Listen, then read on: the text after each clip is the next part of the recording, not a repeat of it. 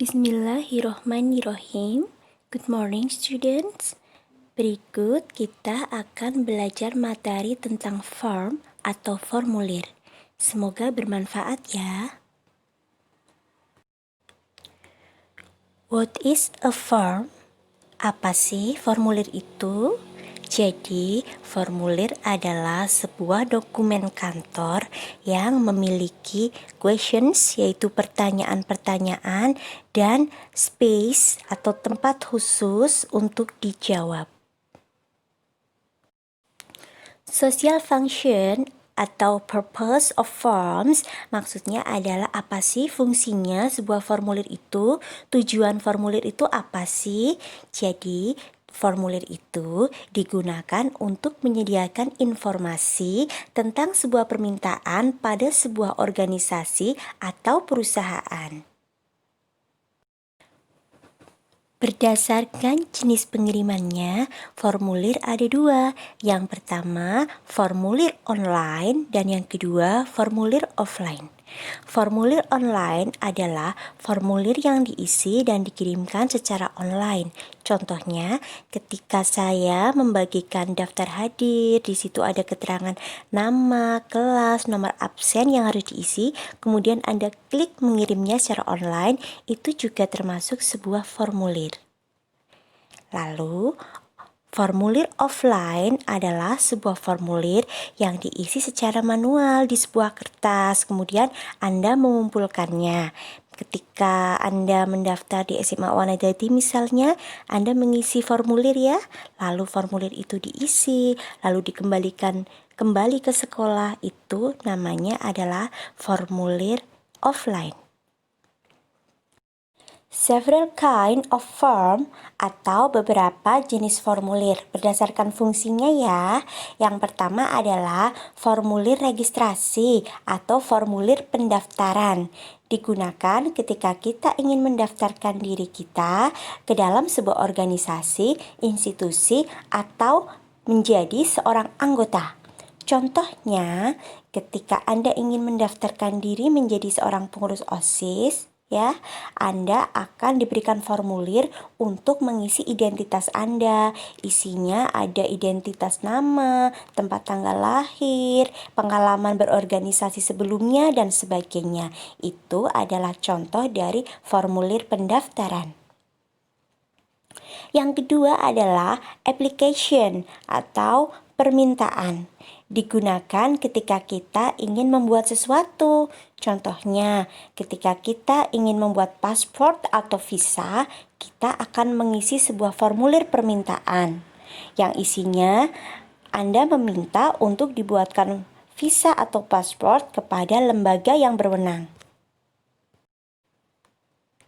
Yang ketiga adalah bank form atau formulir bank.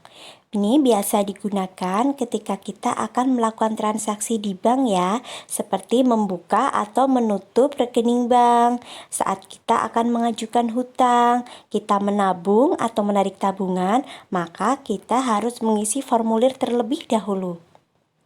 Yang keempat adalah formulir kesehatan. Ini biasa digunakan ketika kita mengunjungi rumah sakit, klinik, atau pusat kesehatan yang lain. Yang kelima, formulir permintaan atau pemesanan. Digunakan ketika kita meminta atau memesan sesuatu dari sebuah perusahaan atau sebuah institusi. Karakteristik dan ciri kebahasaan dari sebuah formulir. Yang pertama, sedikit untuk menulis. Jadi, orang-orang hanya akan menulis apa yang diinstruksikan di tempat yang sudah disediakan. Yang kedua, instruksinya jelas tentang informasi apa yang harus diisikan. Yang ketiga, uniformity atau untuk sebuah tujuan khusus, beberapa orang akan mengisi formulir yang sama.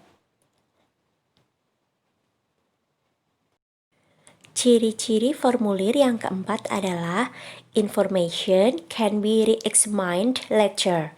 Jadi, informasi yang sudah diisikan dalam sebuah formulir bisa diteliti kembali.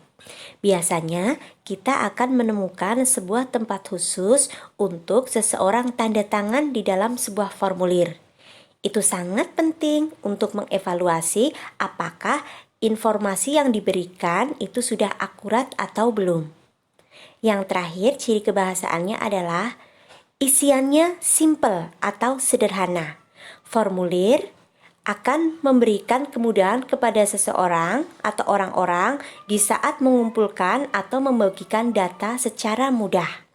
Kalau kita membagikan sebuah formulir, isiannya terlalu sulit, maka orang yang mengisi juga akan kesulitan. Nanti data yang kita dapatkan akan sulit.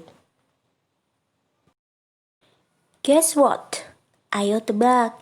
Berikut adalah kata-kata dalam bahasa Inggris yang biasa muncul dalam sebuah formulir. Kalau Anda bisa tahu artinya, maka Anda akan mudah mengisi formulir berbahasa Inggris. Tapi saya hanya akan mengajarkan cara membacanya ya, bukan artinya. Nanti artinya Anda cari sendiri. Name or full name. Nickname. Middle name. First name, last name, male or female, date of birth, place of birth, single or married, residence, religion, education, phone number, address, hobby, goal, country, state or town, occupation, father's name, mother's name, number account, signature, payment, amount, cash or credit. Thank you for watching. Semoga bermanfaat ya. Ingat, tidak ada ilmu yang berkah jika dalam proses pembelajarannya ada hati yang berdarah. Tetap semangat. Assalamualaikum warahmatullahi wabarakatuh.